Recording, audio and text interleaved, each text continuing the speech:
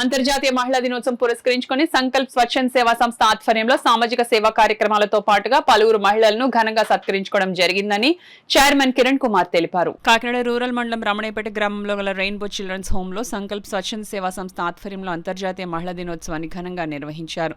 తొలుత సంస్థ ఆధ్వర్యంలో చైర్మన్ కిరణ్ కుమార్, దుర్గా సుభద్ర, గణేష్, రాజకుమారి, నాగేంద్ర భవానీలు సమాజంలో కష్టాల్లో ఉన్న పేద కుటుంబాలకు వారి ఇళ్ల వద్ద నిత్యావసర సరుకులను పంపిణీ చేశారు. అనంతరం జరిగిన కార్యక్రమానికి చైర్మన్ కిరణ్ కుమార్ అధ్యక్షత వహించగా Vasavi club international regional chairperson Amruthavalli ముఖ్య అతిథిగా పాల్గొన్నారు. ఈ సందర్భంగా సంకల్ప్ ప్రెసిడెంట్ సెక్రటరీలు దుర్గా సుభద్ర, రాజకుమారిల ఆధ్వర్యంలో కేక్ కటింగ్ కార్యక్రమం జరిగింది. కార్యక్రమంలో మహిళలంతా కలిసి మహిళా దినోత్సవ కేక్ ను కట్ చేశారు.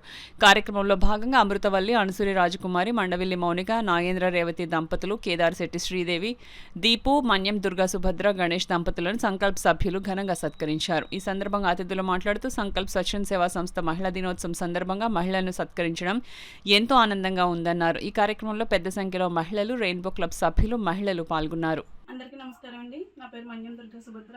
ఈరోజు మహిళా దినోత్సవం సందర్భంగా సోరాడ్ అనే వ్యక్తికి హేమలత గారి ఆర్థిక సహకారంతో రేషన్ సరుకులు ఇవ్వడం జరుగుతుందండి. సంకల్ప్ టీం నుంచి ఇదే కాకుండా మరిన్ని సేవా కార్యక్రమాలు ఈరోజు చేపట్టడం చాలా ఆనందకరంగా ఉంది. ఇదే కాకుండా మహిళా దినోత్సవం కూడా చేయడం చాలా ఆనందంగా ఉంది. Thank you.